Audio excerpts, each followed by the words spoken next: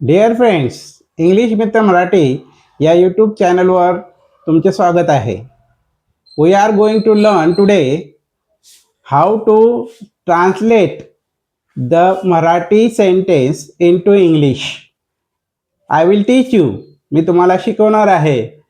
काय शिकवणार आहे तर ट्रान्सलेशन ट्रिक्स शिकवणार आहे, अतिशय सिंपलरित्या.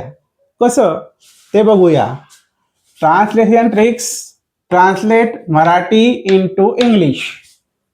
मराठी वाक्य इंग्रजीत कसं भाषांतर करायचं ते आपण सिंपलरित्या शिकणार आहोत. फॉर एक्झाम्पल, तो नाचू शकतो. आता हे वाक्य आहे मित्रांनो. या वाक्याला सहजरित्या तुम्ही इंग्लिशमध्ये कसं ट्रान्सलेट कराल तर मी तुम्हाला एक आयडिया देतो. नंबर शिकवतो. नंबर कसं द्यायचे ते शिकवतो आणि नंबरांच्या द्वारे आपण या मराठी वाक्याला इंटू इंग्लिश कसं करू शकतो ते बघायचं आहे. लक्षात. फॉर एक्झाम्पल, तो नाचू शकतो. आधी नंबर द्यायचे. 1. एक नंबर सब्जेक्टला दिला जातो. मग इंग्लिशमध्ये असो वाक्य किंवा मराठीत वाक्य असो, सुरुवातीला सब्जेक्टच येतो म्हणजे करता येतो, त्याला 1 नंबर द्यायचं आणि पुढे 2 नंबर न देता शेवटून पुढचे नंबर देता यायचे. जसं या शब्दाला, शेवटच्या शब्दाला सेकंड नंबर द्यायचा, त्याच्या पुढे येणाऱ्या शब्दाला थर्ड द्यायचा. तर हे जे वाक्य आहे हे 3 शब्दांचे वाक्य आहे. तो नाचू शकतो. 1, 2, 3. तर या 3 शब्द असलेल्या वाक्याचं ट्रान्सलेशन पहिले शिका तुम्ही. आधी काय केलं, कर्त्याला 1 नंबर दिला, नंतर शेवटून नंबर सेकंड देत यायचं, थर्ड जेवढे शब्द असेल तेवढे असे नंबर देता यायचे मागून. आता हा 3 शब्दांचं वाक्य आहे. तो नाचू शकतो. त्याला याला इंग्लिशमध्ये कसं करता येईल. तोला इंग्लिशमध्ये काय म्हणता तर तोला इंग्लिश मध्ये म्हणतात ही. आता शेवटून यायचं सेकंड नंबर. शकतो म्हणजे काय, कॅन. कॅन म्हणजे शकणे. मग कॅन शब्द पुढे लावायचं सेकंड नंबर. त्याच्या पुढे थर्ड नंबर बघायचं. नाचू म्हणजे नाचणे. नाचण्याला काय शब्द मित्रांनो, डान्स. मग he can dance. Full stop. He can dance. तो नाचू शकतो. आलं का लक्षात. सेकंड एक्झाम्पल, मी सफरचंद खात आहे. आता हे किती शब्दांचं एक वाक्य बनलेलं आहे ते बघा. 1, 2, 3, 4. नंबर द्यायचा 1.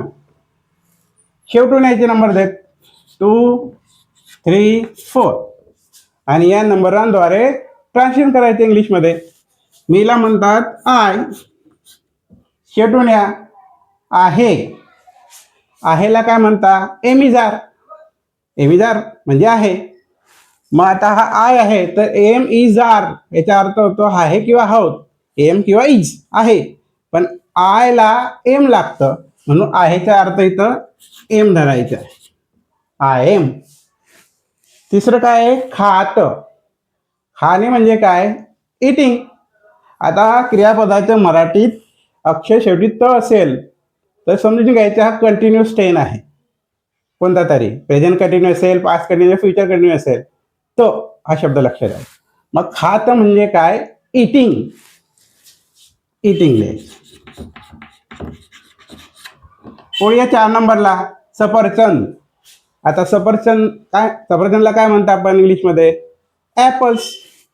मग ॲपल्स.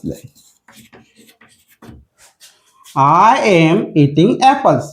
मी सफरचंद खात आहे. असं नंबरांच्या द्वारे तुम्ही वाक्य ट्रान्सलेशन करू शकता. लक्षात. पुढचं वाक्य, आई तिला गोष्ट सांगत होती. आई तिला गोष्ट सांगत होती. आता हे वाक्यामध्ये किती शब्द आहेत मित्रांनो. आईला 1 नंबर दिला. 1, 2, 3, 4, 5. 5 शब्दांचं हे वाक्य आहे. मग 5 शब्दांचं ट्रान्सलेशन या वाक्याचे कसं करायचं त्याच पद्धतीनं पहिल्याला नंबर दिला 1, शेवटून नंबर देता यायचे 2, 3, 4, 5. आता या नंबरांद्वारे नंबरचा वापर करून आपण ट्रान्सलेशन करायचं इंग्लिशमध्ये. आई. आईला काय म्हणतात, व्होकॅब्युलरी फार महत्वाची आहे. तुम्हाला इंग्रजी शब्द आठवले पाहिजेत.